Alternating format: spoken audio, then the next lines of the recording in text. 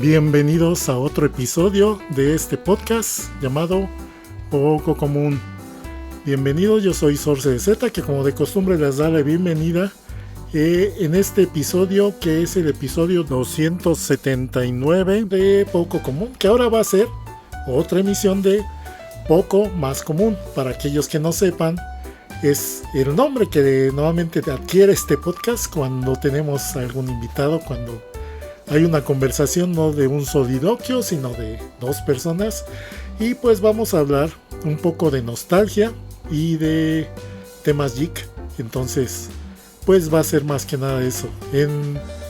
Vamos al audio de intro y les presento a mi invitado.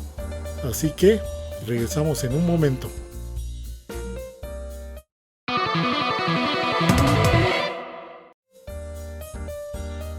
Y bueno, pues empezamos entonces este podcast. Primero pues les presento a mi invitado, que yo creo que a partir de aquí va a ser un invitado recurrente de vez en cuando en varios episodios, y con el que pues así que de hecho creo que lo he mencionado en una que otra ocasión, porque así que compartimos experiencias, y más que nada que fue justo en la época en que yo pues ya le entré de lleno a lo que es anime.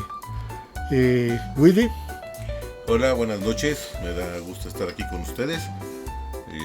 Son muchos recuerdos de hace ya pues, 30 años, para más de 30 años. Fíjense, ya para que vean de coleccionismo, de anécdotas, de recuerdos.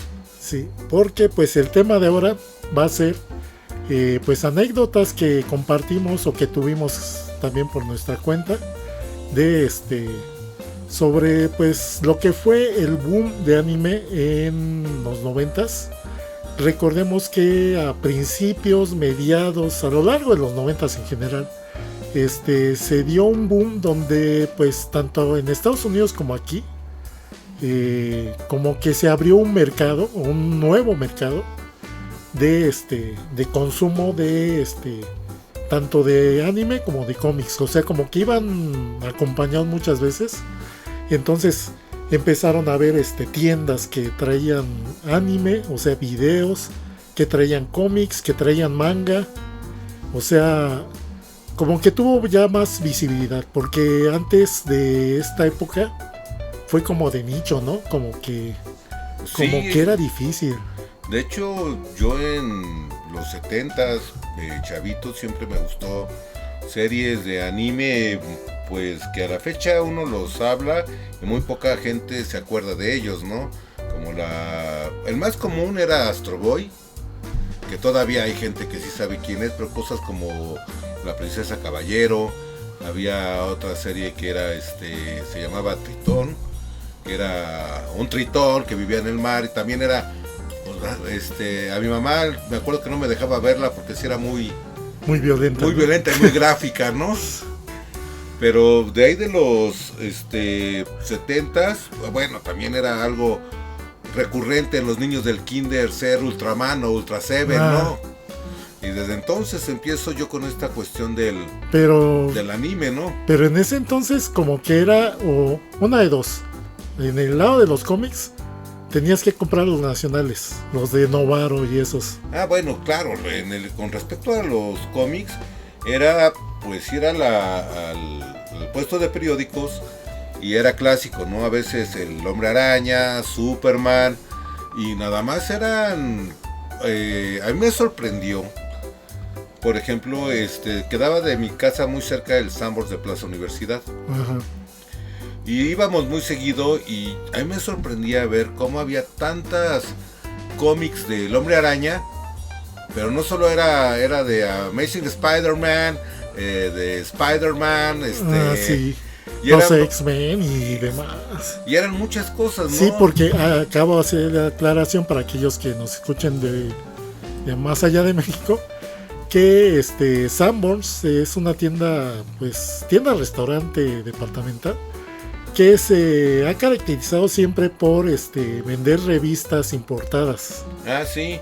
Y la cuestión de Sanborns era que era el único lugar donde podías conseguir cómics de Estados Unidos. La bronca era que pues, en aquel entonces pues no era tan versado en inglés, ¿no? Y era frustrante a veces. Y la cuestión era de que aquí empezaba una historia de Spider-Man y Editorial Novaro de repente pues como que no le daba continuidad. Que siempre han sido bien inconstantes los editoriales aquí. ¿Y qué pasó, no? Y había sagas igual que a mí me gustaron y que conocí de niño en Editorial Novaro. Había una de DC que era Los Hombres de Metal, no sé si los llegaste a ver alguna vez, que eran unos androides que era plomo, mercurio, platina. Ya, creo, me suena un poco. Y había otra que era igual de una como Crisis en las Tierras Infinitas, pero era una tierra donde todos los superhéroes eran animales. Y Superman era un conejo. Sí, creo que he visto imágenes de eso. Había uno que en vez de Linterna Verde era el Cordero Verde. Flash pues era una tortuga, obviamente. Y curiosamente, dentro de mis gustos culposos que me escondía, que mis papás no vieran, que me metía a los cómics a ver las de heavy metal. Que eran cómics para adultos. Sí. Y así, pues, yo un chamaco de 9, 10 años, viendo guerreras vikingas con poca ropa y muy bien dibujadas, ¿no? Y hasta que una vez una cajera, y tú chamaco, ¿qué andas viendo, no? Y bueno, y eso de los cómics en esa década y como decías del anime, pues como a final de cuentas no sabíamos ni siquiera que era la animación, de qué país venían. ¿De qué país venían? Porque sí, luego muchos decíamos, ay, es animación china. Bueno, por los kanjis y todo. Sí. Y pues tu única posibilidad de encontrar anime era pues televisión abierta. Sí, y por ejemplo, ya pasando a la cuestión de los 80s, pues la clásica que vimos todo el mundo en los 80s fue Candy Candy. Ajá. Que las niñas eran super fan, pero nosotros como niños pues era lo único que había. Eso, Remy, Heidi en el 76, claro. Eso hizo un boom muy fuerte.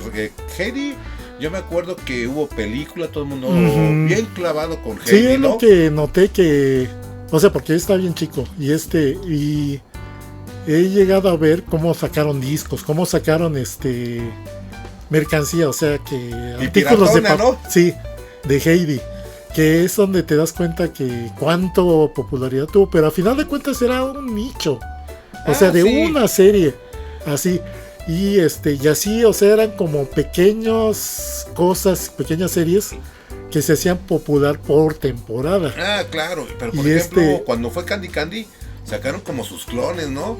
Que Sandy Bell y... Sí, o sea, querían como que sacar alguna otra serie de anime que se le pareciera. Pues sí, que fuera para chicas, ¿no?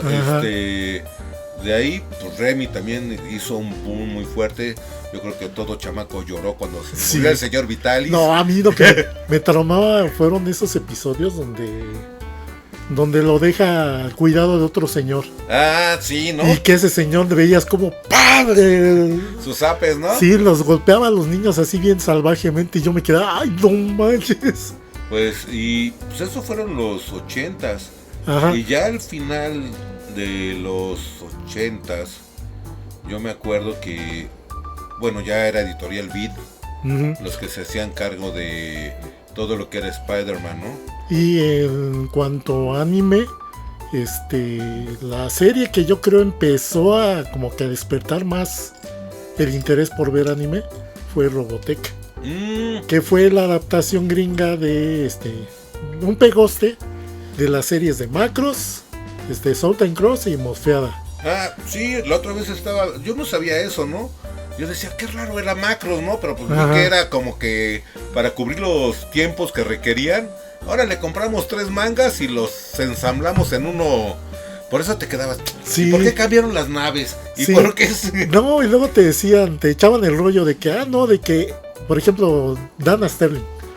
Sí, Dana Sterling, o sea, era la hija, según, de Max y Miria. Y luego en la tercera temporada, que Scott va a la Tierra porque está buscando al comandante Rick Hunter. Ajá. Y toda la serie te quedas esperando, bueno, ¿en qué momento lo vemos? ¿Cuándo sale Rick Hunter, no? Sí, pues no, o sea, Era otro anime totalmente distinto, Ajá. ¿no? Bueno, a partir de esa serie, pues muchos nos volvimos fans por los mechas, por toda la acción y todo eso. Sí, claro. Que si bien ya veíamos en Latinoamérica Mazinger, Ah, sí, también las fue de un boom. World. ¿Nunca viste ese que en España también como fue todo un boom? Que había un parque con Sí, con un Mazinger gigante, ¿no? Sí. Y otras series así sueltas que luego aparecían, porque a menos aquí en México nunca dejó de haber anime, pero no sabíamos que era anime. Por ejemplo, las series de Tom Sawyer, Esa era muy buena. ¿Cómo se llama la familia Robinson? Sí, que todas esas eran de World Masterpiece Theater, así le llamaban a esa colección. Entonces, como que siempre hubo anime, pero no sabíamos que era anime. Pues sí. Y a partir como de Robotech, fue que ya dijeron, esto es anime. Y que poco después, unos años después de que estaba esa serie, pues por fin se atrevieron los de Televisa a traer Dragon Ball. Ah, sí. Pero por ejemplo, yo creo que, no sé, Voltron es También, sí, cierto. Fue algo así que todos los chamaquillos estaban bien clavados. Que por ¿no? cierto, nosotros conocimos el Voltron de vehículos, porque los gringos, cuando hablan de Voltron, siempre dicen el de leones. Ah, sí. No, aquí fue el de vehículos también. Otra serie que impulsó mucho toda esa cuestión de ciencia ficción. Y aunque no era un anime en sí, pero Transformers, ¿no? Sí. No soy fan, pero no somos, yo tampoco, pero era algo así como que tenía como el corte, ¿no? De anime más o menos, ¿no? Y también era cuando en los 80s, sobre todo, yo me acuerdo, sobre todo con mi hermano, que le llevo 8 años, pues él sí le tocó todo ese boom gringo, ¿no? De He-Man, y todas esas, los halcones galácticos, y todo ese tipo de acción, ¿no? Las tortugas ninja. Y ya entrando a los 90, pues yo ya era un joven, ya prácticamente universitario. Y yo estaba de hecho en esa transición, porque todavía a principios de los 90 era de bachillerato y ya mediados. Sí, fue que entraste a la universidad con entonces, nosotros. Y también aparte otro suceso que se dio, aparte de lo que dijiste de Editorial Beat, que fue importante también en esa promoción del anime, lo de que privatizaron una de las televisoras grandes de aquí de México, cuando se creó TV Azteca. TV Azteca, sí, claro. Que cuando empezaron, pues también ellos trajeron anime, metieron Saint Seiya y Sailor Moon, o sea... cierto. Y la cuestión era de que poca gente, anteriormente te digo, pues no tenía esa cuestión de eran chinos o asiáticos, ¿no? No teníamos bien claro de dónde surgían, ¿no? Pero por ejemplo ya en los 90s, yo me acuerdo que fui a un tianguis que estaba ahí por el Olivar del Conde y veo un puestecito chiquitito y tenían una caja con sobrecitos de tarjetas. Yo siempre he sido muy coleccionista de todo. Desde chico coleccionaba el álbum de estampitas de la Bimbo, uno que era de ciencia, no sé, siempre coleccionaba de todo, ¿no? Y luego que posteriormente tú no sé cómo le hacías, pero encontrabas dónde comprar lo importado, lo que no estaba visible en cualquier lugar. Pues sí, yo he tenido como que ese gusto de andar metido por todos lados y averiguando. Y yo me acuerdo que, claro, siempre me gustaron los cómics, era fan de Spider-Man, de X-Men no, porque no había grandes cosas, lo que se veía más aquí de lo pues que es Marvel. Si acaso supimos de los X-Men por las series de televisión, o sea... sí, pero por ejemplo mucho antes, lo que era conocido cuando yo era niño era Batman, Superman, Linterna Verde, Flash, lo que es DC, y de Marvel...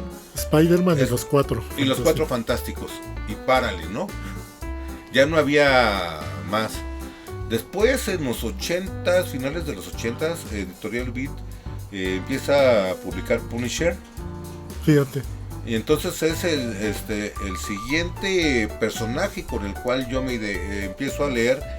y en español, ¿no? Que era The Punisher. Y en los 80s se da algo bien curioso, ¿no? Todos esos cómics que veían, es que es para niños, toman como una cuestión muy obscura, ¿no? Sale ahí, por ejemplo, lo que es Watchmen, ¿no? Y ya los cómics dejan de ser historias para chavitos, ¿no? Ya son historias que hablan de la sociedad, que hablan de temores internos. Y que de por sí a nosotros nos llegaban con cierto desfase. Sí. Porque muchas de esas historias, si bien ya se habían empezado a escribir en principios de los 80s, sí, a nosotros nos llegaron un poquito después. Sí, o sea, yo, por ejemplo, aunque en los 80s en Estados Unidos, yo me acuerdo que tenía una tía que vivía en Estados Unidos, y luego yo le decía, tráeme cómics, ¿no? Yo tendría 17 años y le decía a mi mamá, no, porque allá ya los cómics, ya son demoníacos, ¿no? La típica. Pero aparte veníamos de los 80s, si no saben lo que es el periodo del pánico satánico, ¿no? Sí, cierto, ¿qué es? La asociación... Pues del pánico satánico se dio una cuestión entre las comunidades gringas cristianas, de que veían en todos lados al diablo, ¿no? Sí. Que los pitufos eran diabólicos. Que y acá también con los ultra religiosos, incluso desde la propia iglesia católica. Sí. Y las demás iglesias, hijo. Y entonces se vino, y aparte también en los 80s, pues estuvo la esposa de Miguel de la Madrid y su hermana, que cancelaban mucho el rock, ¿no? Era muy difícil ver videos de rock en horario que normal, aparte, ¿no? Aparte lo de que el rock estaba censuradísimo, porque no... Simplemente, bueno, que es otra historia aparte, ¿no? Sí. Lo de que desde los 70s hasta finales de los 80s, puro marihuano y... Sí, o sea, no, está prohibidísimo tener conciertos y todo. Así es, pero eso también nos llevó a la censura de ciertos cómics, de ciertas temáticas, y al retraso en el país de tener acceso a este tipo de cuestiones. Pero por ejemplo, esa anécdota de mí como adulto, voy en un tianguisillo y veo una cajita, ¿no? Que decía y veo Marvel, y era la serie 1 de X-Men. Estoy hablando de 1991. Curiosamente abro el sobre, y en el primer sobre que abro sale el mejor holograma que tenía, que era el de Wolverine. Órale. De hecho, el chavo así como que se le fueron los ojos de... ya le salió a este cuate. Y nada más le compré un sobre, ¿no? Y de hecho, esa serie de tarjetas fueron las que después lanzaron a nivel local en México, como las Pepsi Cards, ¿no? No, los de... Todavía salió lo que fue Marvel Serie 1, Serie 2, hasta lo que, como por la quinta serie, que fueron como en el 95, que fueron las Masterpieces, fueron las que vendieron los derechos a Pepsi para hacer las Pepsi Cards. Sí, porque eran exactamente una serie de tarjetas. Pero que simplemente le pusieron nada de Pepsi. Pepsi, sí, y aparte el cartón era feo, la impresión estaba horrorosa. Pero pues fue nuestro primer acercamiento a mucha gente bueno, eso sí. A los superhéroes de Marvel. Yo ya estaba bien acercado como 3 años antes, ¿no? Y gracias a Dios en ese entonces, pues no estaba casado, no tenía hijos. Y lo que ganaba pues era gastarlo en cómics y aparte hay que mencionar que hacia mediados de los 90s, Capcom compró los derechos de Marvel y empezó a sacar juegos claro, de Marvel. Sí, todos los juegos de pelea de Marvel. El X-Men Children of the Atom, el Marvel Super Heroes, el Capcom contra X-Men contra Street Fighter, etcétera, etcétera. Y entonces, curiosamente también en ese periodo, pues se da lo que es en el salinismo, el Tratado de Libre Comercio. Y eso abrió mucho las puertas a traer muchas cosas americanas. Yo me acuerdo que, pues no sé, yo nada más conocía los Milky Way porque mi tía de Estados Unidos me traía, ¿no? O estas paletas que tenían polvito ese que explotaba. Que explotaba en la boca solamente ahí, o en Tepito. O los nerds. Sí, todos esos dulces. Los nerds, las tarjetitas de Garbage Pail Kids.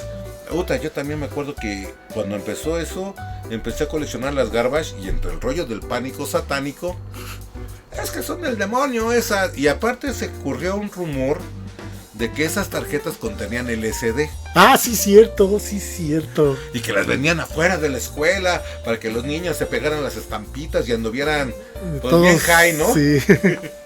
Y yo la verdad nunca supe un caso, pero no sé qué mamá se le ocurrió decir eso, que esas estampas contenían LSD, ¿no? Entonces ya era un coleccionismo así bien underground, ¿no? Sí. Porque te los veían y no, tienen LSD y era mercancía que le llamamos de fayuca. Ah, sí. O sea que las importaban pero de forma informal. Y hablando de eso, así empieza una de las más grandes, de las tiendas más grandes que se da en la Ciudad de México. Sí, que tú fuiste de los que estuvo ahí así cuando la inauguraron. Sí. De su transformación Sí, el cuate que empezó eso es un judío, no sé si todavía viva o que haya sido de él, que traía ropa interior de Estados Unidos, de Pachuca, y vendía en una plaza que se llamaba Pericuapa, que... Era más bien tianguis, como ¿no? un tianguis. O sea, eran puestecillos, pues ¿no? Sí, en aquel entonces eran puentecillos y lonas. Después como que evolucionó como una plaza, sí. Y en el 2017 pues tuvo tantos daños que ahí está como pueblo abandonado, ¿no? ¡Sas, qué feo! Y sí, tú lo ves y es un terrenazo y está todo abandonado después del 2017. Bueno, y ahí conseguías juegos de video y el cuate no sé quién se le ocurrió decir, tú vas a Estados Unidos, te encargo que me traigas unos Spider-Man, ¿no? Y yo pasando vi que entregaba y le dije, oye, ¿tú vendes cómics? Dice, pues no, pero traigo, si me encargas, pues fíjate, pues te los traigo. Yo, pues órale, ¿no? Y ya medio sabía de algunas cosas. Le dije, ¿sabes qué? Pues tráeme unas tarjetas, unos sobres.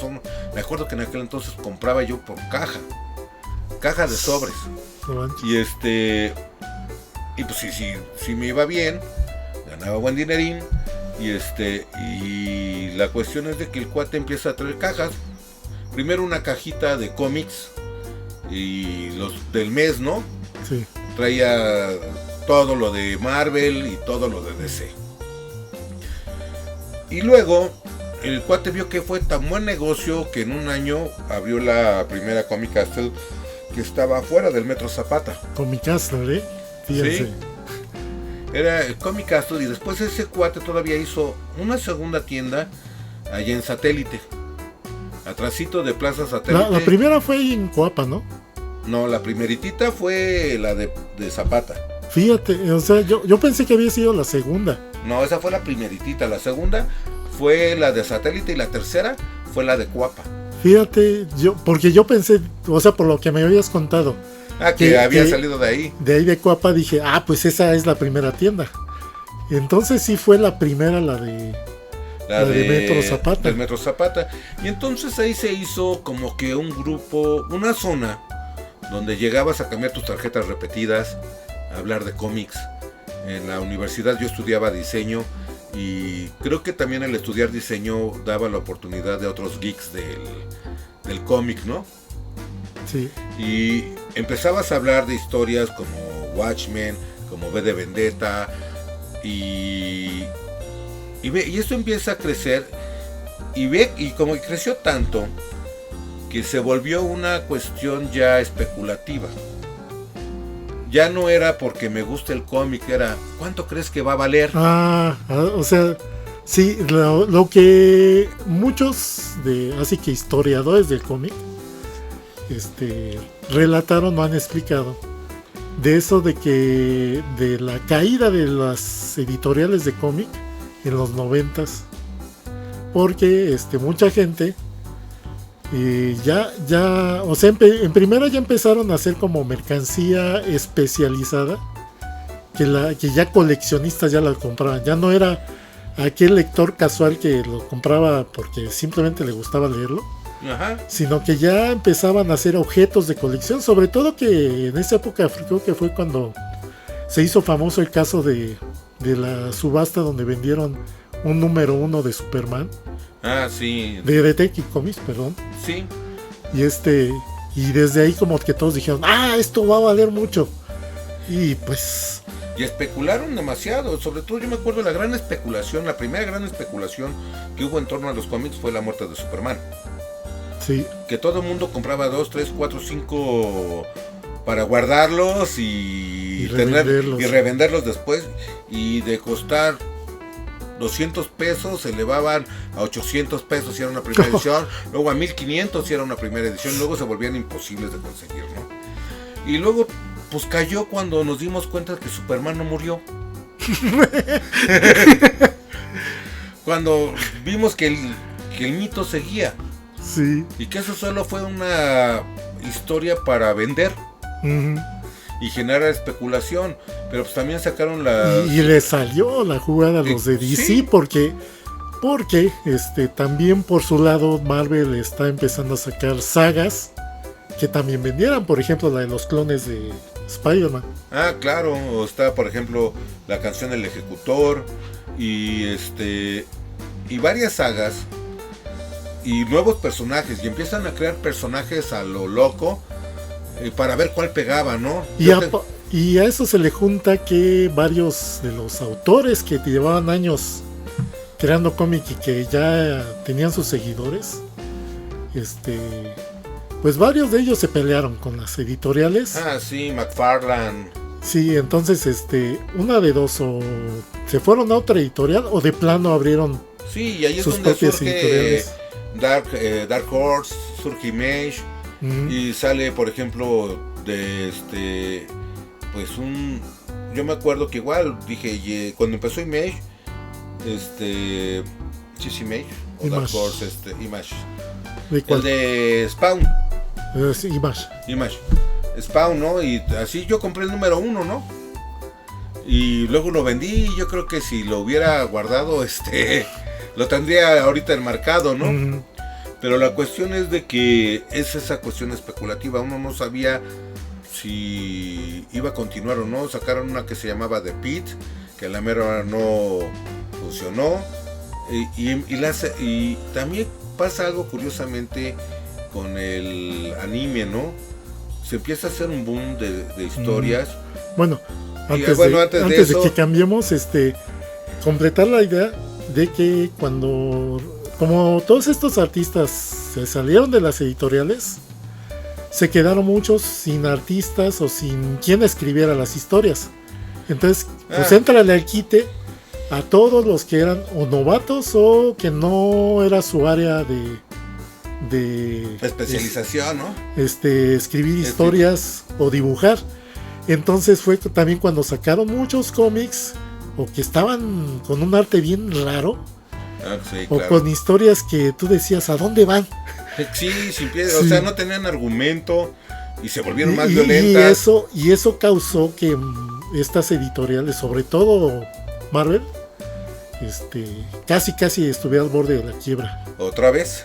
Porque sí. Marvel cada cierto tiempo ha estado al punto de la quiebra, ¿no? Por ejemplo, cuando vendieron los derechos en los 70s para sus películas, y la malograda, bueno, todas han sido malogradas, ¿no? Películas de los Cuatro Fantásticos, ¿no? Así que ahorita ya se volvió de culto. Y ya se volvió de culto, ¿no?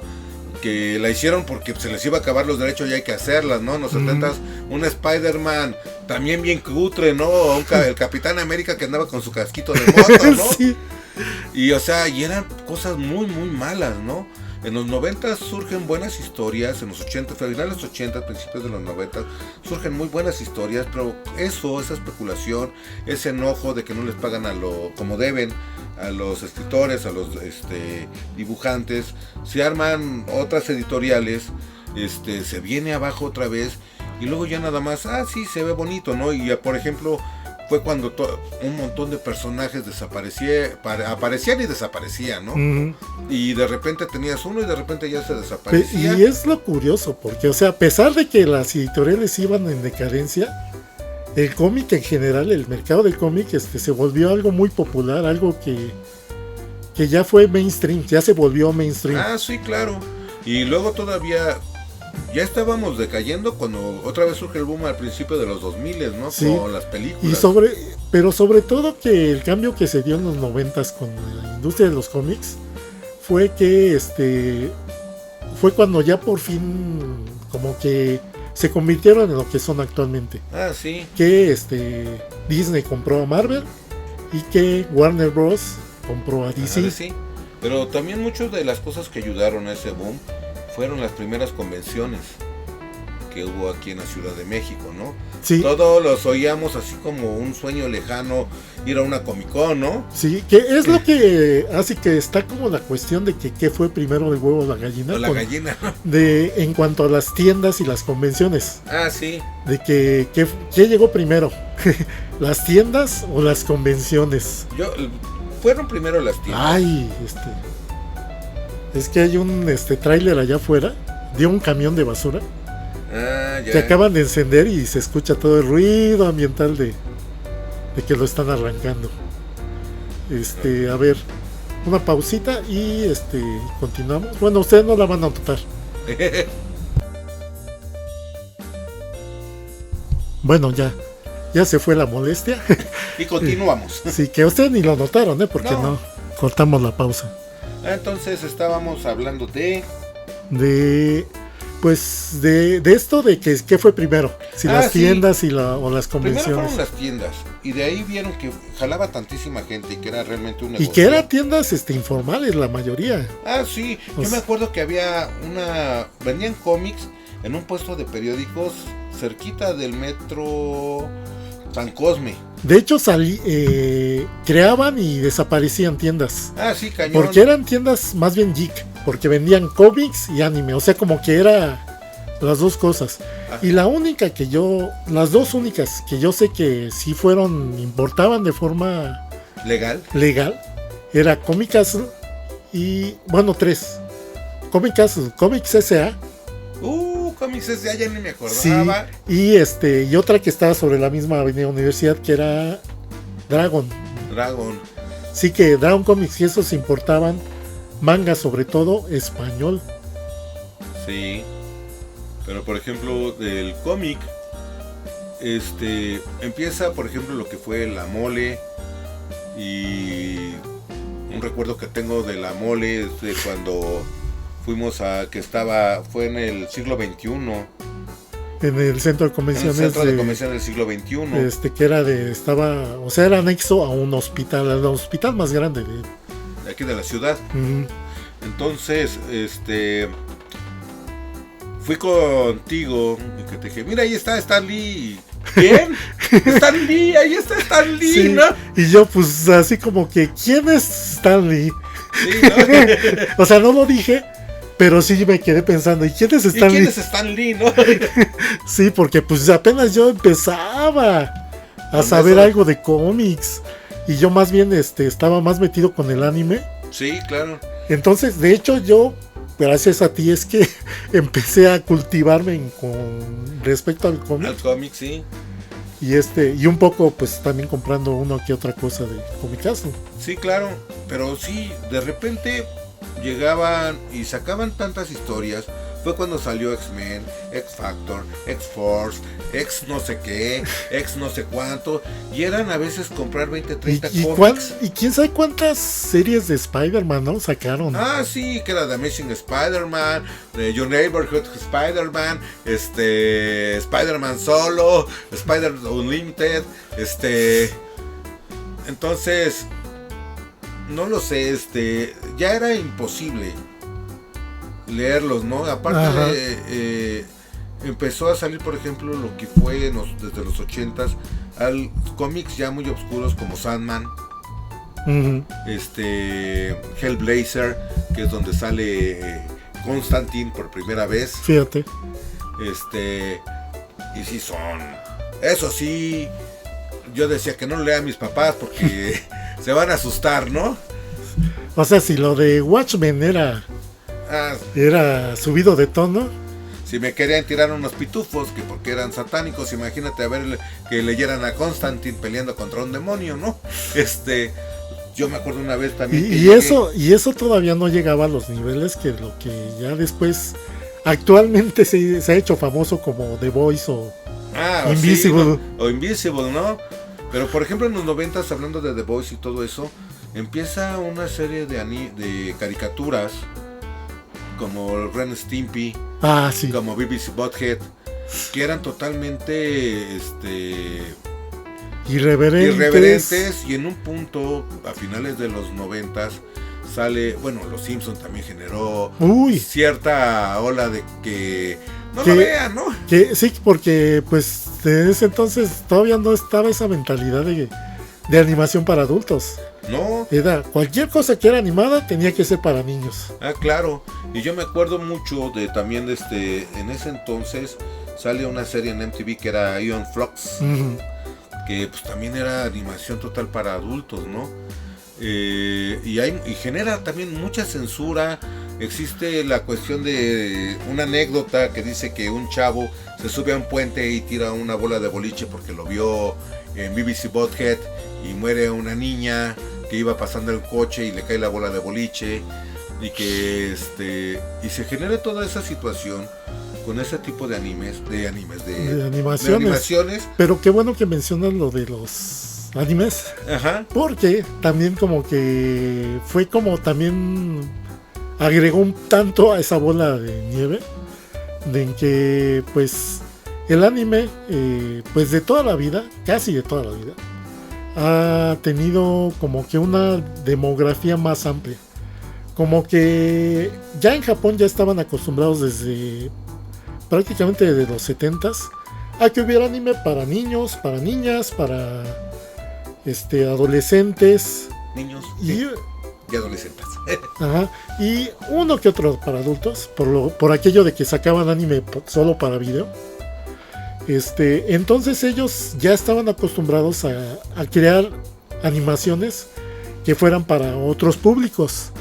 Y pues la gente de acá que todavía está con la mente cerrada de que la animación tiene que ser para niños a fuerzas, a pesar de que ya había en video películas como Fritz el gato. Ah, claro. Estaría bien un día hacer uno sobre películas de animación para adultos, ¿no?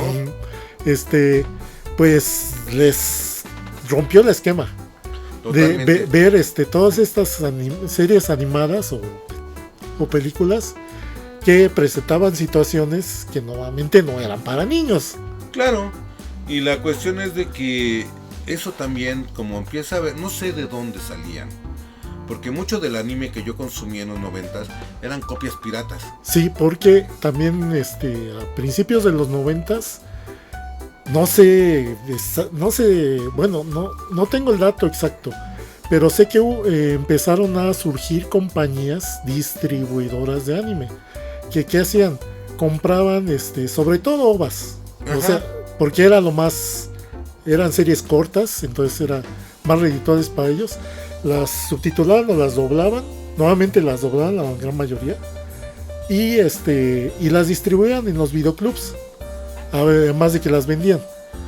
Entonces fueron las primeras distribuidoras en Estados Unidos ya en forma de anime.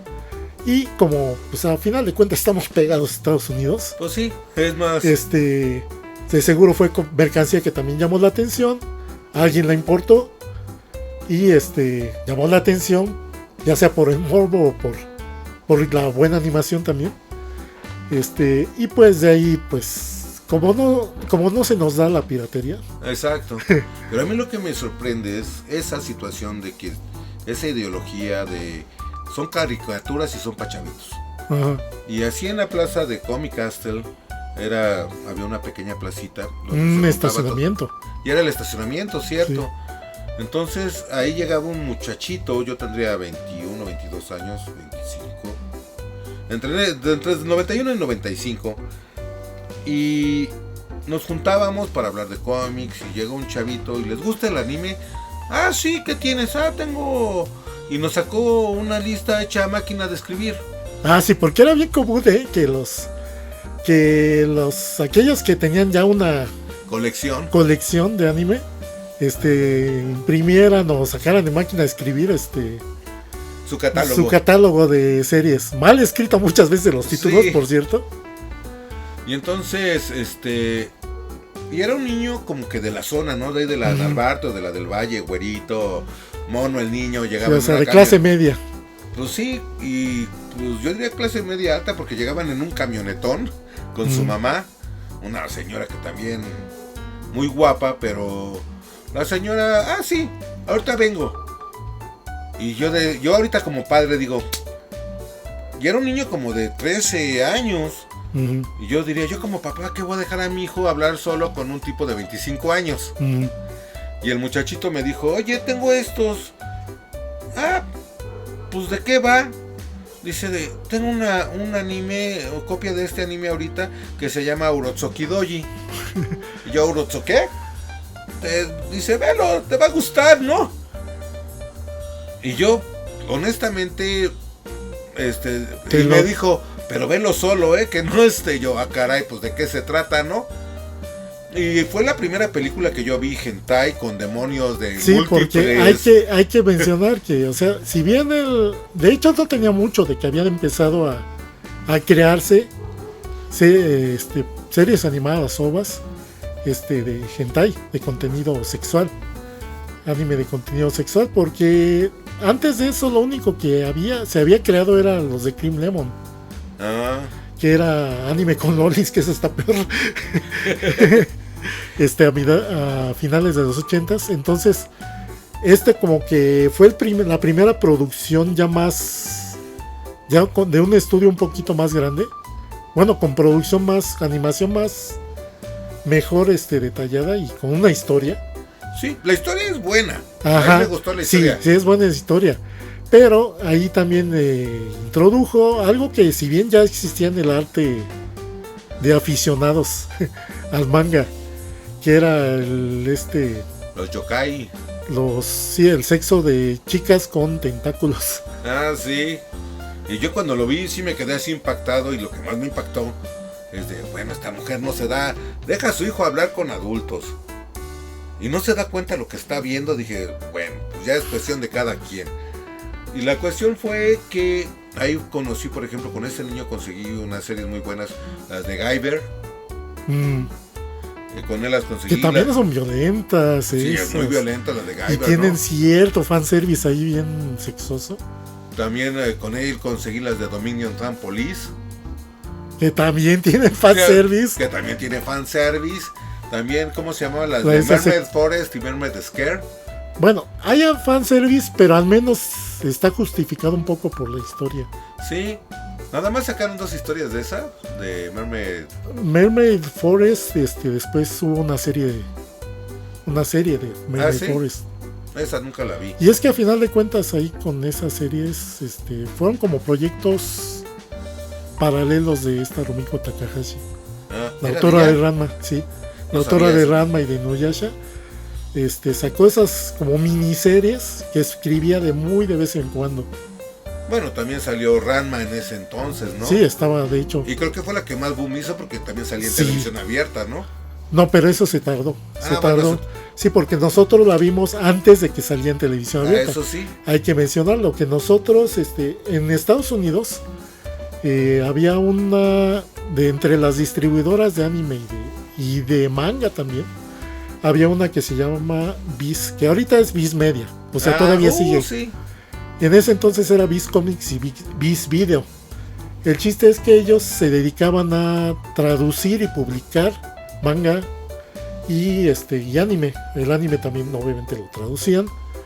Y entre sus primeras series que empezaron a publicar pues fue Ranma.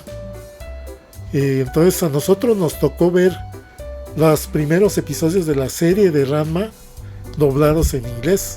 Sí, con subtitulito. Bueno, no, ni subtítulos tenía, era todo en inglés. Sí, todo doblado en inglés. De hecho, es como terminé de aprender inglés. ¿Sí? Por ver anime. Y la cuestión también, una película que a mí me cambió la vida con respecto al anime fue cuando vi Akira. De Kazuhiro Otomo. Que incluso ahora dicen que fue como que el hito, como que el punto de inflexión de lo que sería el anime de ahí en adelante.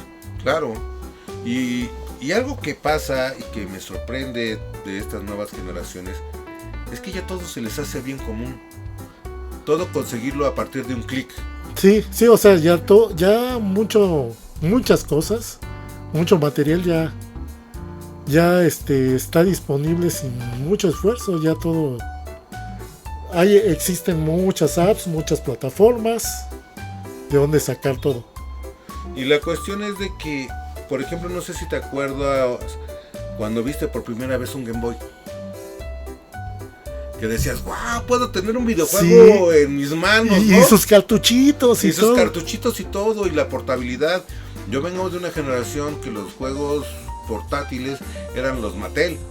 Sí, los juguetes Mattel. Los juguetes Mattel de fútbol y de... Ajá, que eran con puro LED. Y entonces toda esa cuestión de, por ejemplo, cuando llega por primera vez el VHS, cuando yo empecé a ver anime todo en VHS, ¿no? Sí. Y luego de ahí saltamos el brinco al CD. Y decías, se ve más padre. Ahorita lo ves y dices, no manches, ¿no? Uh-huh. Pero cuando por fin logras ver, por ejemplo, cuando vi Akira en 4K. Y le ves y cuentas los cristalitos cómo van cayendo. Y ves toda la secuencia. Y a mí me enamoró de ahí en adelante todo lo que fue el manga ya de forma real, ¿no? Uh-huh. Y desgraciadamente luego también pasó una cuestión de que tenía yo las expectativas ya muy altas puestas con esa película de... Entonces, no manches, esperabas algo parecido o mayor, sí, ¿no? Suits. Y sí, yo creo que a la fecha no ha habido realmente nada que supere algo así.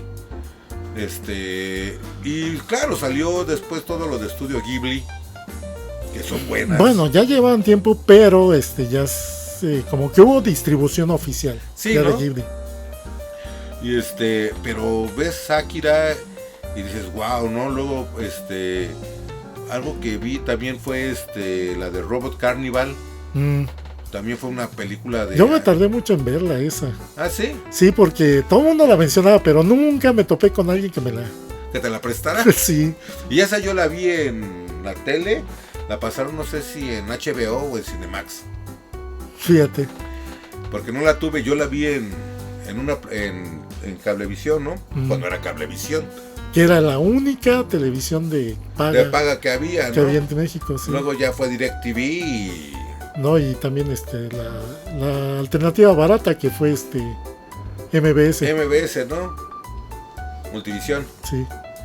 Pero los 90 yo los disfruté mucho, porque sí fueron muchos descubrimientos. Encontrar y ver que las tarjetas holográficas costaban un montón. Tener esa sensación de armar tu colección. De tener todavía las ganas de ver qué va a pasar en el siguiente episodio del cómic que estoy leyendo. Y no era que saliera en una semana, tenías que aguantarte un mes, sí, para ver qué continuaba con la historia. Y ahorita mucho de la cuestión es de que ya es o sea, quisiera ver un chamaco que se tenga que esperar una semana en ver su episodio, ¿no? Sí. Todo es así, vamos a hacer maratones, ¿no? No, y luego porque si bien ya estamos alcanzando muchas veces a las series de anime, sobre todo cuando las publican en Crunchyroll, en Netflix y esas, cuando son series de estreno, sí hay que esperar una semana. Ah, bueno, sí. Pero igual los chavitos, si se desesperan pueden ir y pues puedo conseguir el manga. También, ¿no? Y es algo bien insidioso que siempre ha pasado con la comunidad de aficionados de anime, otaku sobre todo, que siempre no falta el que quiere presumir que ya vio toda la serie, que ya vio tal historia, y luego se avientan a leer todo el manga antes de que incluso se estrene el anime para spoilearte, para decirte, sí, yo sé qué va a pasar en A mí me la aplicaron con la de... ¿Cómo se llama ahorita la que está muy de moda? La de Demon Slayer. ¿Cómo se llama en japonés? Kimetsu no Yaiba. Esa. Que me dijeron, es que todos y yo. ¿Y todos mueren. Todos mueren y yo. No, pues gracias, ¿no? Entonces ya para qué fregados la veo, ¿no? Le digo, yo sí me espero y a mí sí me molesta que me anden spoileando, ¿no? Y ahora que hasta aprovechan redes sociales y todo para... Sí, ¿no? Y sí, o sea... yo soy de una generación que vio Star Wars en el 76, se tuvo que esperar hasta el 82 para ver el Imperio Contraataca. Fíjate, aquí cuando sacaron la primera Star Wars. 77. Sí, en el 77. Sí. Sí, porque yo recuerdo que en esos entonces como que había mucho retraso de los luego estrenos. tardaban hasta un año y cosas así. Sí.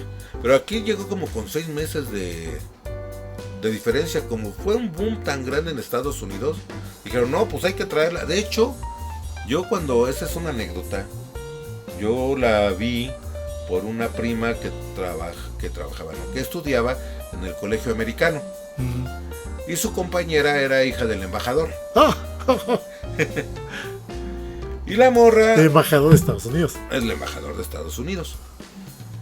Y entonces la morra le dijo a su papi, ay papá, ¿qué es que estás diciendo de esta película? Y el papá mandó a traer una copia para verla en su casa con todos los compañeritos del salón antes de que se estrenara aquí. Fíjate. Entonces mi prima la fue a ver. Mi prima me lleva 10 años. Entonces ella tenía 17, estaría en último de prepa cuando la vio. Fíjate, y a los pocos meses, o sea que todavía ni siquiera la sacaban, la distribuían oficialmente con video. No, ni y en entonces aquellos no había videos. Sí, cierto, no había como, o sea, ¿tú veías una película o no la veías? Sí, cierto, porque las videocaseteras fue como hasta los 80s, 81, 82 por ahí. En los 70s, si tú no veías una película, te la perdiste. Sí. Y a mí me pasó. Y los más privilegiados, ya me acordé, conseguían los carretes. Sí. Los films. Entonces mi prima me dijo, ven, te voy a llevar. Y fuimos al Dorado 70 a ver no manches, hasta apartaron una sala de cine. A ver la de Star Wars. Entonces, yo fui de los primeros niños mexicanos que vi Star Wars. Y yo quedé fascinado, anonadado, porque desde niño siempre me gustaron las naves. Y había una serie, hablando de anime viejito, uno que se llamaba The Wonder Tree, algo así se llamaba. No creo que sea. De que es un caballo, sí, un caballo, y un conejo, una coneja y un pato. Sí, o sea, y eso porque existe una versión de fansub de unos episodios de Wonder Tree, por eso es que ya conozco la serie. Y yo la veía de niño y a mí me gustaba toda esa de ciencia ficción y el caballo. Y siempre me gustaron las naves y mi prima, ¿te gustan las naves? Vamos a ver esta, ¿no? También otra anécdota que tengo muy clavada fue cuando se estrenó Superman en el 79. Fui yo con mi mamá, pues vivíamos ahí cerca de Plaza Universidad. Y el Dorado 70 era uno de los mejores cines que había en la ciudad. Y me acuerdo que fuimos a pagar a un centro comercial, donde estaba dentro de la misma plaza. Sí. Y ese día era un viernes, yo no había ido a la escuela. Por X o Y. Y le dije, mira mamá, Superman. Y todavía ni abrían la taquilla, ¿no? Dice, pues ahorita en lo que vamos y regresamos, pues igual ya abrieron la taquilla. Antes los cines, si te tocó y te acuerdas, era la primera función a las 4, a las 6, a las 8 y a las 10. Eran los horarios. O sea, bueno, y es que yo me acuerdo que sí había matinés, ¿no? Pero los sábados y domingos. No había entre semana. No había entre semana. Pero el Dorado 70 la primera función era a las 4 de la tarde. Y en todos los cines era así. Así como la televisión, ¿no? Que había horario de inicio de transmisión sí. Y de final de transmisión, algo que ya ahorita es impensable. No, pues ahorita está de las 24 horas. Yo me acuerdo que yo llegaba de la primaria a las 12:30 y a las 2 de la tarde empezaban las transmisiones y siempre empezaba con Plaza Sésamo. Sí, cierto.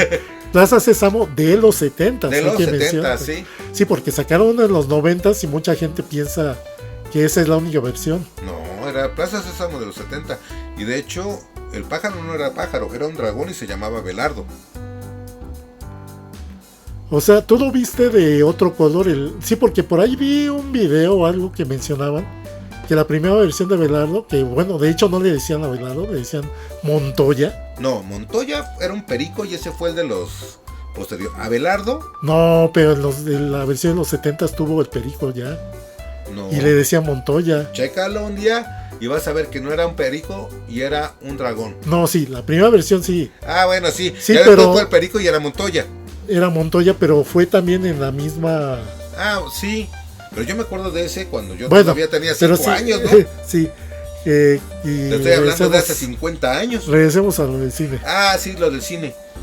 Fuimos, compramos los boletos, nos fuimos a comer a la casa, regresamos como a las 3:30, ya había un colononón, nos formamos, y pasamos. Pero era tanta la euforia que es la primera vez cuando yo veo que alguien quiere dar portazo.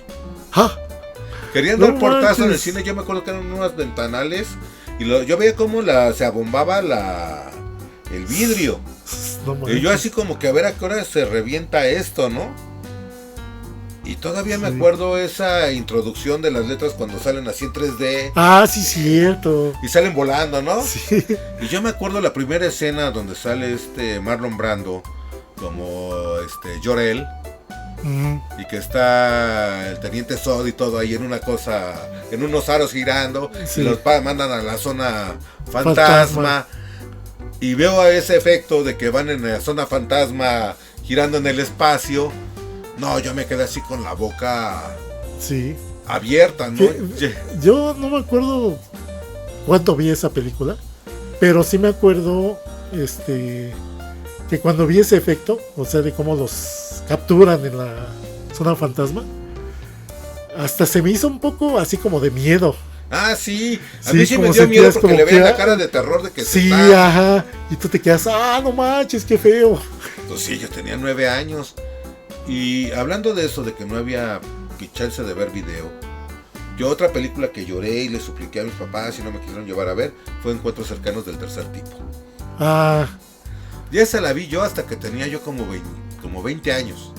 Fíjate, no manches. Y yo decía, qué mal rollo que no la pude ver en...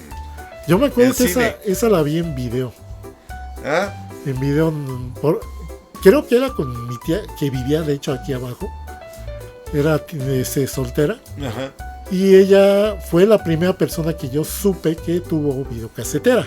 Órale. Entonces, como que él muy seguido, luego nos invitaba ahí, de que iba al videoclub y órale, vamos a ver unas películas. De hecho ahí me tocó ver la película de La Cosa. De Carpenter. Sí, la de Carpenter. Y yo no sé por qué mi tía siempre rentaba películas así bien... Era la tía satánica sí, que te quería traumar. Porque no, y ella se asustaba bien, canijo. Y yo digo, qué ganas de...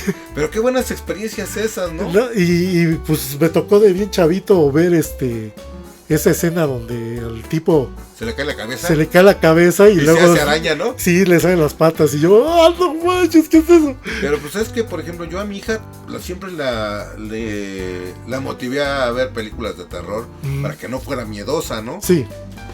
Y ella me decía, se ponía así y le decía, son vatos con disfraz, ¿no? Imagínate que son vatos con disfraz, son muñequitos en plastilina que están animando. Y así fue como fue venciendo, pero la cuestión a lo que voy de eso... De que no sé si te acuerdas que era clásico los viernes de terror. En Canal 5 siempre los viernes, en la noche, pasaban una película de terror, ¿no? Hellraiser, Bueno, nunca... Yo creo por lo que la pasaban tarde. Como por eso 9, no... Sí, 9, 10 de la noche. Sí, porque yo sí era niño bien portado. Y te dormías temprano. Sí. No, también tendremos, ya se acerca Día de Muertos y Halloween, hay que hacer una de películas de terror. Pero toda esa cuestión, yo ya no lo siento, ¿no? De decir, wow, qué padre estuvo, y que te asombres y salgas con el asombro de decir, qué buena animación. Y bueno, sí hay muy buenos animes ahorita, ¿no? Pero ese, dices, sí está padre, pero eso que te impacte, bueno, también ya estamos viejos, ¿no? Sí, ya hemos visto demasiado. Ya hemos visto demasiado, ¿no? Pero yo hasta entre los chavitos no veo así como que digas, wow, ¿cómo les...? Yo lo único que he visto que sí les impactó bien canijo es la de Demon Slayers. Y y pues sí, los ves ahí con su... Pues y de hecho fíjate que es que en primera es por un lado fue eso de que se deshicieron de muchos escritores en la industria del cine. En la industria del anime, la bronca es que ya muchos de los grandes creadores se han jubilado y no ha habido... O se han muerto. Sí. Y y en cuanto a los efectos, la bronca es que como a final de cuentas quieren algo barato muchos estudios. Sí. Prefieren ya irse por la segura y meter animación de computadora, pantalla verde, pues sí. pantallazo verde, fondo verde más bien. Entonces ya pocos se aventuran a ser creativos. Y hacer algo al estilo antiguo, ¿no? Al menos combinar, o sea, ¿no? Combinar, meter efectos prácticos y ya nada más para lo de relleno meter efectos especiales, ¿no? Sí.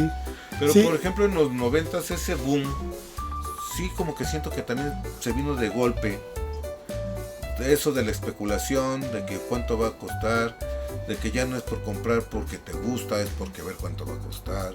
El anime igual empezaron a sacar un montón de cosas que luego ya decías, ¿y esto qué, no? Y sobre todo que igual también se fueron por, a final de cuentas, lo que más ve a la gente. Sí. Y desafortunadamente lo que así que el gran público ve son series de acción shonen, One Piece, Naruto, etcétera. Series isekai, o sea, de un tipo que reencarna en otro mundo. Ay, de esos hay muchos. Sí, muchísimos, pero hubieras de ver cuánta audiencia tienen esas. Yo vi una que se convertía en una espada, reencarnaba como una espada. Ahorita está la temporada que está ahorita, está la segunda temporada de uno que reencarna en una máquina de expendedora. Sí, vi por ahí, dije, qué raro, no puede tener una trama argumental eso. Ya sacaron segunda temporada de eso. Qué loco. Y la otra género que vende, ahorita se me escapó la idea.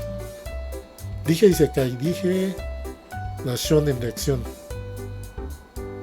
Hay otro que también saca, las harem. La serie es harem, de un vato que enamora automáticamente a un montón de chicas. Sí, también. O sea, desde que Love Hina tuvo éxito,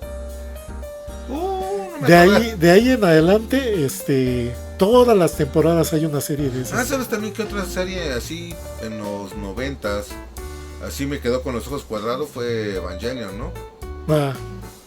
Y es que algo curioso que de hecho lo aterrizaron muy bien en un video que vi hace poco, es que en los 90s, a pesar de que estaban en la época de crisis, que fue cuando reventó la burbuja económica de Japón, a pesar de eso, los estudios pues como que se dieron esa licencia de que ya no estamos vendiendo como antes, ya no están consumiendo anime como antes, vamos a darles libertad creativa a los creadores, a los animadores, a los escritores, para que creen historias diferentes. Y Evangelion fue quien puso el estandarte, que al final de cuentas viene de Gainax, de un estudio que era de puros fans de anime. Eso no me lo sabía. Sí. Pero estaba viendo cuál fue la primera. Es legendario el estudio Gainax, que desafortunadamente desapareció por ahí de los mediados de los 2000. Sí, la otra vez estaba viendo no me acuerdo cuál fue, pero sobre el primer anime que hizo Gainax, ¿no? ¿El anime o la primera animación? Porque la primera animación que hicieron ellos fue para una convención de ciencia ficción. No, el primer anime de serie ya de... ¿Gunbuster o cuál? ¿O Honeyamaze? ¿O Nadia? Nadia de hecho fue como, bueno, a veces se podría considerar un poco como que fue el prototipo de las ideas que usarían para Evangelion. Un poco Nadia y un poco Gunbuster. También estaba viendo que una serie que es bien antigua de mechas es Es Gunbuster. Sí, también es como de los 80, ¿no? Finales de los 80. Finales de los 80, También ¿no? de Gainax. También de Gainax. Es legendaria esa. Son 6 episodios. Y y también después de Mazinger, pues también los mechas se volvieron famosones, ¿no? Pues así que ya refinaron el arte. Porque fíjate, Mazinger es de los 70s. Y a finales de los 70s también lanzaron Gundam, el primer Gundam. Ah, cierto. Y de ahí ya en los 80s ya como que empezaron a extender la idea del... Pero Gundam, yo no soy tan fan. Pero por lo que veo, y hay poquito que vi la primera vez, era así como que también peleas entre dos facciones. Siempre la gran mayoría de series de Gundam es pelea entre dos facciones. Es mucha intriga política, Sí, ¿no? Drama dentro del contexto de la guerra. O sea, porque ahí muestran la guerra de una forma un poco más realista. ¿Cómo se llamaba esta serie donde eran puras chicas que iban al espacio? Pero eran puras chicas, en las naves, Gal Force. Gal Force. Nunca la he visto. ¿Nunca la has visto? No. La otra vez la estaba viendo, que también decían que muy buena, pero tampoco la he visto. Pero que sí eran puras chicas, ¿no? Pues sí, es lo que yo sé. Pero ¿Y cuál no... era la que te pregunté la otra vez? Que era de que hacían una nave, una bomba con Saturno o Júpiter. Gunbuster. Era Gunbuster. Ah, cierto. Gunbuster. Sí, que tuvo un final súper épico. Sí, cómo no. Ese final que va cuando van regresando a la Tierra. Sí. O sea, sí te sacaba la lagrimita bien fea. Sí. Bueno, pero entonces regresamos a lo que... Vamos a hablar un poco de las anécdotas. De tiendas, de convenciones. Pues yo en convenciones en los 90s conocí a gente que en mi vida creí que fuera a conocer, como Anthony Daniels, ¿no? Que es el del C-3PO, ¿no? Ah. Lo conocí en una convención. Fíjate. También. De hecho tengo todavía mi libro de Star Wars con firmas de... Y que en esas entonces las convenciones era algo nuevo, un concepto nuevo, tener convenciones de... Y traer gente de Estados Unidos. Entonces, sí, o sea, era lo que iba. Que como era algo nuevo, pues eran aficionados los que organizaban eso. Sí. Y tú le dices, ¿cómo es que consiguieron invitar a gente famosa? Famosa, ¿no? Conocí a Anthony Daniels. No me acuerdo cómo se llaman los actores, que también ya, que la hacía de Darth Vader, el actor de Darth Vader. Sí. Conocí al actor de Boba Fett. Uy. Al enanito, ¿cómo se llama? Bueno, ya son gente pequeña, el que la hacía de Wicked, que luego hizo la de Willow. Ah, ¿era el mismo actor? Era el mismo actor, y también el que sale en Harry Potter, del profesor no sé qué. Ah, sí. Sí, oye, sí, cierto, no lo había relacionado. Pues es el mismo. Sí. No, y es que también ese profesor no figura tanto, ¿no? En la historia. No, pero pues ese actor también lo conocí. Tengo ahí mi libro de Star Wars y con cada personaje, y de los que conocí viene su autógrafo, ¿no? ¿Pero libro de qué? O sea... Era Star Wars, personajes de Star Wars. Ah, ya. Y por ejemplo viene R2, tengo esa firma. El de Darth Vader tengo su firma. El de C-3PO tengo la firma. El de Wicked tengo su firma, ¿no? Lástima que ya se fueron varios. Ya se fueron varios. Entonces, ese era el gusto de ir a las convenciones, conseguir esos autógrafos, conocer a esa gente, conocer por ejemplo, cuando vino el de C-3PO, pues te contaba anécdotas de cómo fue la filmación, de todo lo que tuvieron que pasar. Fíjate, y tú desde la perspectiva de alguien que ya estaba metido. Ah, claro. Porque los que éramos más novatos era como, no manches, es un mundo bien mágico, donde te ibas empapando, cultivando de todo lo que implicaba algo que para ti era nuevo. El anime, los cómics. Sí, todo eso, pues no, te digo, fue una gran boom en el hecho de que conseguías cosas que en tu vida habías visto que era imposible de conseguir antes, que todo el mundo decía, ¿qué es eso, no? Y yo siempre he sido bien rarito de conseguir cosas bien raras, ¿no? No sé por qué. Pero siempre se me dio la facilidad de conseguir cosas. Hasta de consolas de videojuegos, no manches. Sí. Porque oye, a ver, hago un recuento de consolas que tuviste. Bueno, yo te conocí cuando tenías el Genesis. Sí. ¿Tuviste una antes? Un Atari. Fíjate, un Atari. O sea, tú brincaste del Atari al Genesis. Sí. Genesis. Luego le conseguiste todos los demás. O sea, el Sega CD, el 32X. Sí, que fue una basura eso del 32X. Fue una tomada de pelo. Y luego de ahí te pasaste a comprar un Saturn. Tuviste el PlayStation. El PlayStation. Pero bueno, estoy hablando de lo más raro. Ah, bueno, sí. Lo más raro que tuve. ¿El Virtual Boy? Pues eso estuvo muy raro. También otra tomada de pelo. Otra tomada de pelo que fue muy raro fue cuando Atari quiso volver a hacer algo. El Jaguar, el Jaguar. Cierto. El Jaguar lo tuviste también, no manches. Ya después cuando nos dejamos de ver un poco tuve el TurboGrafx, pero el de portátil. El portátil. Oye, que yo en una de esas lo puse en mi wishlist de Amazon, pero desapareció. ¿El Jaguar o qué? No, el TurboGrafx, el TurboGrafx. Portátil. Sí, pero pues estábamos hablando de que hasta tuve el accesorio que se lo ponías y se hacía televisión. Ah, sí, del Game Gear. Sí, el Game Gear también lo tuve. Sí, cierto, no manches, o sea, porque hay que mencionar que todo lo que era de Sega, no se vendía oficialmente en México. No, o sea, lo importaban. Todo lo conseguía ahí en la famosa plaza de Pericuapa donde salían. Fíjate, los cómics. tú de Fayuca los compraste, o sea, sí. Y la manera más oficial de conseguir algo de Sega era en los Sears. Ah, sí. Que ahí tenían el Master System y desgraciadamente yo compré muchas cosas hasta antes del 94, porque luego en el 94 fue cuando yo me acuerdo que me iba a comprar en el 94 un Super Nintendo, creo. Por eso tardaste mucho en tener un...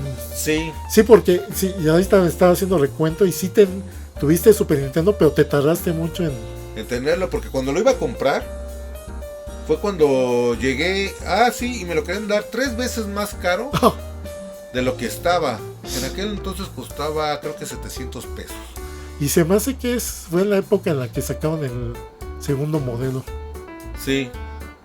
Y la cuestión fue de que yo llegué y, no, pues son 2,000 pesos. Yo, ¿qué? 2,000 pesos. Sí, y yo así, pues no leíste que, pues eso de que subió el dólar. Yo, ¿cómo que subió el dólar? Pues cuánto pudo haber subido, ¿no? O sea que fue en la época de la devaluación. Cuando entró Cedillo. Cedillo fue en el 94. 94. Sí, que yo también me acuerdo que yo compraba pues ahí en Comic Castle, revistas, cómics, y que se dio la devaluación y ¡pum! Sí. Ahora el dólar lo estamos cotizando en tanto. Sí, porque en esa tienda lo que manejaban era de que, o sea, para tener ellos ganancia, te manejaban su propio, ¿cómo se llama? Sistema de apartado, ¿no? Y también su cambio, ¿no? Su cambio en dólares, ¿no? Sí, o sea, porque no manejaban el cambio normal. El cambio normal de... No me acordaba de esa parte. Sí, lo daban más caro. Daba más caro el dólar. Eso para que ellos sacaran su ganancia. Así es. Entonces, pues como se dio una fuerte devaluación en el 94, pues... Ya era imposible comprar cosas, ¿no? Sí, o sea, como que en lo que se estabilizaba, normalizaba las cosas. Y aún así, después de estabilizarse, yo dejé de comprar muchas cosas porque yo compraba en Comic Castle, yo estaba suscrito a 30 cómics al mes. Igual yo tenía, porque como dices, tenía su sistema de apartado, su suscripción. Su suscripción, ¿no? Yo me compraba como 30 cómics. Que era como un cajón que te tenían ahí en la parte de atrás. Sí. Donde los tenían por nombre. Sí. Y tú les decías, no, pues yo voy a estar comprando cada mes tales títulos, este. Y los pagaba por adelantado. Bueno, sí cuando empezabas, porque ya te agarraban confianza y ya podías pagarlos cuando a mí ya me tocó, que ya ¿sí? Que ya te daban chance cuando te los daban, ¿no? Sí, o sea que te los cobraban ya hasta que te los daban. Y y por ejemplo, esa emoción de llegar al mes, de abrirlo, y el placer malsano de abrir sobres de tarjetas. Y también en ese entonces fue cuando empezó, que si lo hubiera guardado sería millonario, todo lo que también fueron las tarjetas de juego, ¿no? Como Magic. Y el Magic también es otro rollo, pues noventero, ¿no? Que a la fecha todavía continúa con mucha fuerza. Sí, que por cierto, dato curioso, sacaron en ese entonces, con el boom del anime, los de Pioneer, que era una de las distribuidoras de anime oficiales en Estados Unidos, sacaron un set de tarjetas de anime, de un juego basado en anime. Ese no lo conocí. Se llamaba Animation, creo que todavía las tengo por ahí, ya todas bien maltratadas, pero se llama Animation, donde creaban un sistema de juego medio raro, con las tarjetas, que todas sacaban personajes de pues de series que habían salido oficialmente en Estados Unidos, de Tenchimuyo, de Project Eiko, de Dominion Tan Police. Qué buena serie también, Project Eiko y Dominion Tan Police. O sea, de varias había tarjetas de temática, o sea, tanto de personajes, escenarios, ataques y demás cosas. Y por ejemplo, en los 90s esa cuestión de coleccionar, conocías a mucha gente muy extraña. Sí. Demasiado bizarra, ¿no? Yo no me considero tan bizarro, ¿no? Pero pues es que como que fue por fin la apertura de que se hicieran, como que socializaran. Todos esos que no salían del sótano, sí, ¿no? Sí, todos esos nerds, geeks, todos esos. Entonces, pues te diste cuenta de que había gente que, pues... Y fue tanto el boom de los 90 que así fue como nos conocimos y así fue como conocí a tu hermano. Sí. Y la bandita que nos juntábamos. Sí, porque nos conocimos por medio de mi hermano. Y nos conocimos por los cómics. Uh-huh. ¿Te acuerdas de Chucho, el que vendía cómics afuera de la escuela? Oye, sí es cierto. Y ahí nos conocimos todos, leyendo cómics y comprándole cómics y tarjetas a él. Era el único chamaquito que ponía, era un muchacho que ponía su mantita, llevaba cómics y tarjetitas. Es que me recordaste otro que también vendía. Ajá. Pero ese se especializaba en figuras. Que no sé por qué nunca le preguntamos su nombre. Oh, ya. Pero tenía barba. Ajá. Entonces le decíamos el barbón. ¿No era uno gordo? Creo que sí. Moreno. No me acuerdo bien. Porque hay uno que más o menos como de ese estilo, que también vendía Magic y figuras, que luego se fue a una plaza que está enfrente de la Prepa 2, ahí sobre Churubusco. Pero igual no es, pero sí, por ejemplo, yo conocí mis mejores amigos de la universidad, se dieron a partir de los cómics. Fíjate, y de los RPGs. Y de los RPGs. Y de los videojuegos. O sea, y RPG me refiero a los de libro. Ah, claro. A los de libro, dados y hoja de personaje. Y antes de Dungeons and Dragons jugábamos Rifts, no sé si te acuerdas.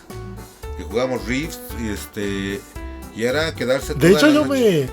Después de que ya te dejé de ver, yo me convertí en Game Master. ¿De Rifts? Sí. Ah, pues tu hermano los compraba, ¿no? Se volvió fan de Rifts y tu hermano se compró creo que todos. No me acuerdo cuántos compró, pero sí fueron tuvo muchos. El base y no me acuerdo cuáles otros. Y sí me acuerdo que tuvo creo que el de África, el de uno que era... Que por cierto, Rifts es un RPG que tampoco fue tan famoso. No, también era bien underground. Sí, porque fue creado por autores británicos, creo. Sí, creo que era de White Wolf No. ¿No era White Wolf? No, era otra editorial. Porque creo que también eran los mismos que hacían las tortugas ninja. Probablemente, ¿no? Actualmente sí, porque White Wolf con el tiempo absorbió un montón de... Puede ser, porque me acuerdo que también había creo que hasta un crossover, había un libro que podías hacer crossover con las tortugas ninja. O también con Robotech, porque Y también con Robotech porque era... También sacaron su RPG de Robotech. También no sé si te tocó jugar el RPG de los mitos de Cthulhu, ¿no? No, más bien me tocó jugar uno de los de White Wolf, el de Werewolf. Ah, el de Werewolf. Ah, sí, también me gustó. Que nunca me... ¿Te acabo de convencer? Sí. Y peor aún los de Vampire. Ah, sí, a mí tampoco su mecánica no me... Vampire, lo que me choca es que son manejan que los vampiros son pura gente elitista. Ah, sí. Entonces tú perteneces a tal clan y a lo largo del juego va a ser constante que te vas a estar peleando con los de los otros clanes. Sí. Y tú dices, ay, qué mamilas. A mí me gustaba más Werewolf porque era más abajo en el asunto. Sí. ¿No? Y Vampire sí se me hacía, no me gustaba. Pero también esa cuestión, ¿no? Que todavía sigue habiendo mucha comunidad, pero sí seguimos siendo... Nos ven y creen que olemos a humedad, ¿no? Pero... Porque es algo que todavía... O sea, mucha gente piensa, ya nos convertimos en mainstream. Todo lo que es anime, cómics, todo eso. Y yo veo, bueno, sí, ya tiene notoriedad, ya la gente sabe que es anime. Ya la gente sabe que son cómics. Pero quienes realmente los siguen consumiendo siguen siendo gente... Siguen siendo una minoría, una comunidad. Claro. Y es algo que la gente luego no termina de caerle el 20 de que pues no somos gente que ya somos aceptados socialmente. No, seguimos siendo así como visto como bichos raros. Sí. Y y luego pues somos gente que nos gustó y nos apasionó. Que ya a nuestra edad, yo me acuerdo que todavía en el trabajo me ven viendo algo de anime, ¿no? Mis horas muertas, estoy almorzando y viendo un episodio de One Piece. Y mi jefa, pues, le llevo yo 25 años, ¿no? Y me dice, ya madura. Digo, pues no sé a qué te refieres madurar, ¿no? O sea, irnos a la cantina y andar con chamaconas. Le digo, como los demás compañeros. Le digo, para mí eso no es madurar, ¿no? Le digo, mi madurez se dio desde que puedo tener un trabajo, mantener una familia, ser responsable con mis actividades, pero aún así me doy el gusto de ver lo que me gusta, de saber de buenas historias, de buena animación, de leer esa sensación de abrir un cómic y el olor a papel, o leer un buen libro, ¿no? Sí. Ya los chavos ya no leen si no tienen dibujitos, ¿no? Que bueno, o sea, incluso eso puede aportarte buenas cosas, pero si sabes seleccionar. Ah, sí. Porque también entre los libros así de puro texto, también hay contenido basura. En todos lados hay anime basura, cómics basura, hay de todo, en todos lados. Y hay que tener buen criterio para saber qué elegir, ¿no? Pero sobre todo, sí, como dices, que ya nosotros ya somos viejos, ya estamos alrededor de los 50añeros. Pues sí. Entonces, ya muchos... O sea, lo bueno es que de alguna manera nos toleran. Así es. O sea, porque si hubiéramos tenido esta edad con estas aficiones en esa época, en los 90s, no te la acababas. No te la acababas, te decían tipo raro, pervertido. Ah, sí, aparte, ¿no? Sí. Que porque ves cosas de niños, ¿no? Yo me acuerdo mucho de la primera película que vi de animación para adultos. Es una que se llama El Planeta Salvaje. ¿No has oído hablar de ella? No. Ganó en 1973. Es de, creo que René Laloux, un francés. Y es una historia de ciencia ficción donde los humanos son chiquitos y hay unos gigantes. Pero ya habla como se logran independizar porque los humanos los tienen de mascotas. Yo me acuerdo que le dije a mi papá, era un viernes, yo en Canal 11 vi películas maravillosas. Sí. Sí. De hecho ahí fue la primera vez, creo, que en televisión abierta pusieron Star Wars. Ah, sí.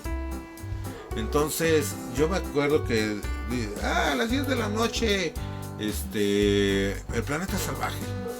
Película de ciencia ficción. Así que yo, ciencia ficción. Tendría 13 años.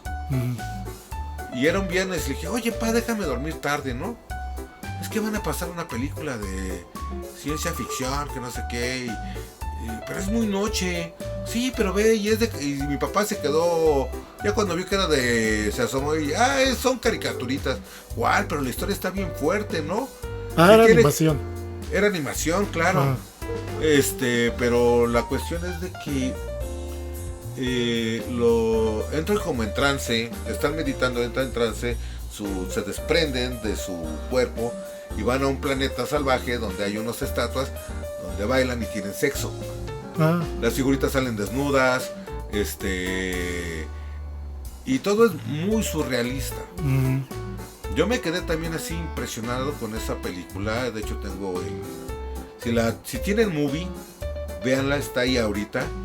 Y es una película muy buena, ganó premio de Cannes en el 73. Y es de las películas más raras y extrañas que hay de animación para adultos. También me tocó una vez cuando estaba el videocentro ir y rentar Fritz el gato. Fíjate. O sea, y tú sin saber qué era. Sin saber de qué era, ¿no? Y yo cuando la vi dije, y mi papá... Sí, y que el gato bien prosaico, tomaba, fumaba y se acostaba con prostis. Y se acostaba con prostis, ¿no? Y luego del mismo autor que hizo Fritz el gato, por ejemplo, hizo la de Cool City, algo así se llama. Tú dices la de Cool World, creo. Cool World, es el mismo... Sí, que fue una de las... Fue donde salió una de las chicas de animación más sexys que ha habido en la animación. Sí, o sea que influyó mucho en el diseño de chicas. Sí, claro. Y también hizo... De hecho, mi episodio anterior de este podcast fue sobre todas aquellas chicas de cartoon sexys que influyeron en la historia de la animación. Ya. Por eso es que la menciono. Sí, claro, pues es el mismo que hizo Fritz el gato, ¿no? Tiene como 5 o 6 películas para adultos. De hecho tiene una de que era como de acción, creo que también sacó, ¿no? Por ahí. Hay una que es de 2 magos. Sí. Y es así como con rotoscopía. No, ¿Cómo se llama esa de que toman... ¿Motion capture? No, que toman una película y sobre la película dibujan. Pues creo que sí es rotoscopía. Creo que sí es rotoscopía, ¿no? Entonces, que son 2 magos, uno bueno, uno malo, y uno va con un hada y el hada está bien chichona y con poca ropa y me suena a historia de heavy metal. Pues más o menos, y es un final muy anticlimático, ¿no? Porque ya se van a enfrentar los 2 magos y son hermanos. Y el otro, yo soy el hechicero poderoso, que no sé qué. Y el otro saca una pistola y le dispara. ¡Cha! Y tú, ¡no mames! También hay otra película que se llama Hielo y Fuego. Que muchas de las esa es la que... ¿la que me dices? Sí, porque con eso de que últimamente hay muchos creadores de contenido en YouTube que hablan precisamente de animación, de cómics. O sea que se están cada vez metiendo a cosas menos conocidas.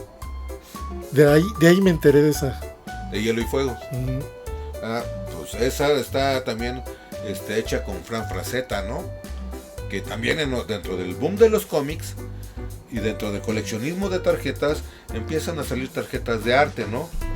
Como por ejemplo Olivia, que era una dibujante, sobre todo los que hacían con aerógrafo, ¿no? De hecho, sí me contaste de esa. Olivia era una lesbiana que hacía puras mujeres. Sí, que y hacía cosas de fantasía, ¿no? De fantasía, hacía Betty Page. Le gustaba, ella también era fan de Betty Page, ¿no?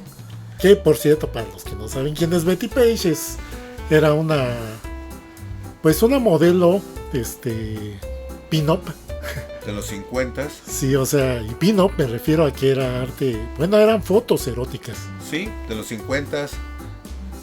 Y ella hacía, y por ejemplo sale Frank Frazetta, sale Boris Vallejo, y toda esa ola de ilustradores con aerógrafo, y fantástico, ¿no? Otro muy fuerte que a mí siempre me impresionaron sus trabajos fue Giger, el que hace Alien. Uh-huh. Y ahí fue mi caso, en algún momento compré un libro de arte. Un libro de arte, como como que será unos 40 centímetros de alto, con trabajos de Giger, y que se llamaba Necronomicon. Mm. Y eran pinturas muy obscuras, ¿no? Yo me acuerdo que le di la vuelta a la hoja y hay una imagen de un demonio usando un crucifijo como resortera y así apuntándote, ¿no? Y así usa un Cristo como no manches, como resortera, ¿no? Y yo así, no, esto sí está muy pasado de eso sí.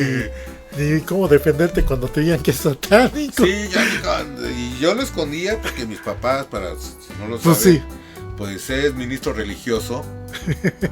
Y yo todo eso lo escondía muy bien, ¿no? O sea, que no se dieran cuenta, porque sí era totalmente satánico todas las cuestiones y las imágenes que hacía Giger, ¿no?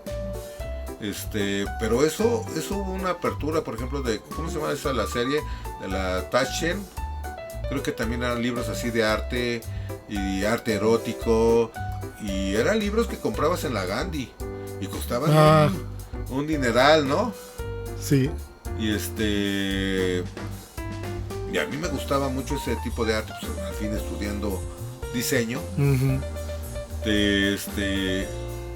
Y inmiscuido en un mundo totalmente revolucionario nuevamente. Uh-huh. Nace el grunge. Nace y creo que ya te estás debrayando mucho. Sí, demasiado. Sí, sí. Pero todo eso influye en esa cuestión de los cómics. Uh-huh.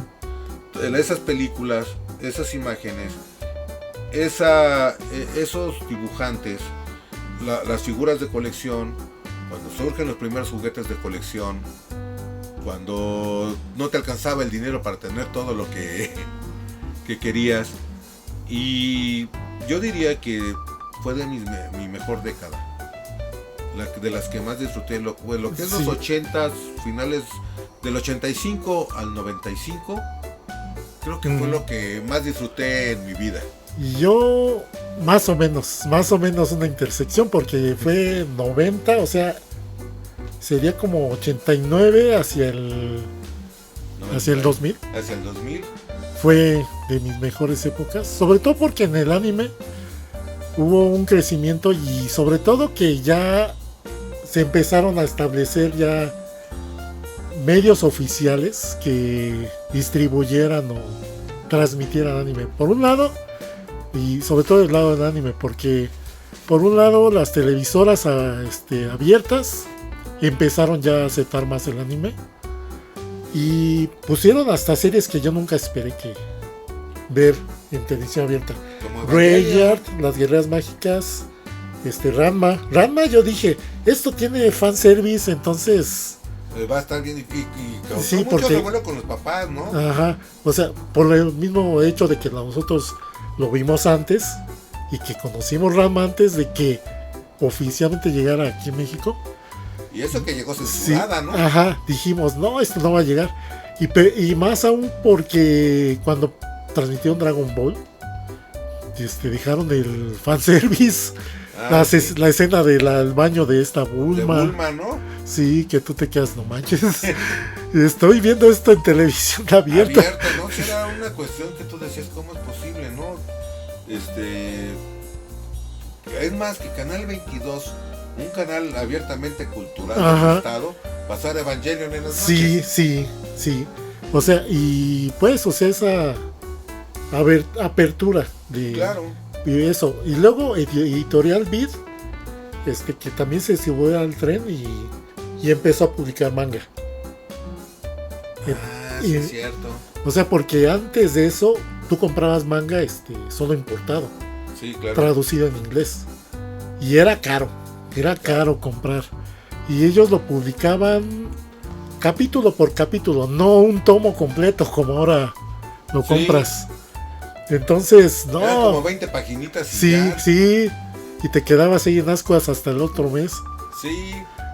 Y pues, no, y era bien caro. Entonces, de eso pasamos a que ya empezaran a sacar los tankobon, los libritos. Y sobre todo que también ya hubiera publicaciones en varios lados o medios que hablaran sobre anime. Porque no, nadie hablaba sobre anime porque nadie lo conocía.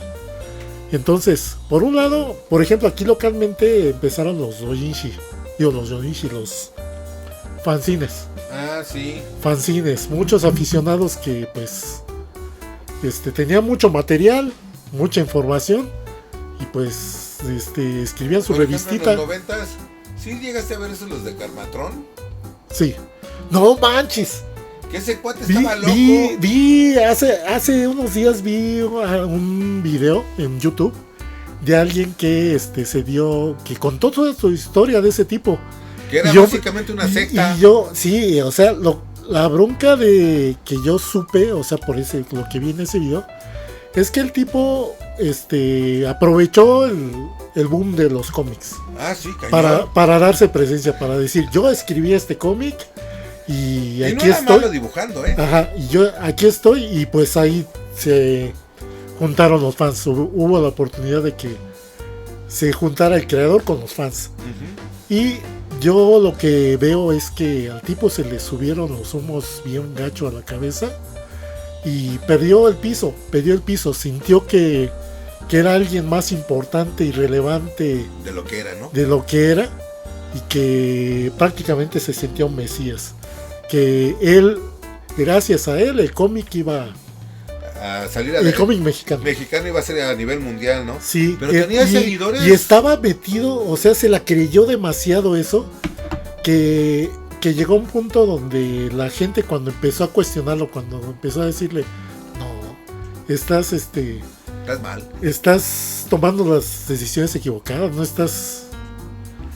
Entonces, y pues cualquiera que se atreviera a contradecirlo, no, lo maldecía y lo funaba y porque sí tenía y les mandaba a su séquito de seguidores acosarlo, ¿no? Sí, y aparte a sus seguidores los reclutó, muchos de ellos, a los que veía que tenían habilidad para algo dentro del cómic, para que pues trabajaran de gratis. Así es, explotación laboral. Escribiendo y dibujando cómic. Sí, cañón.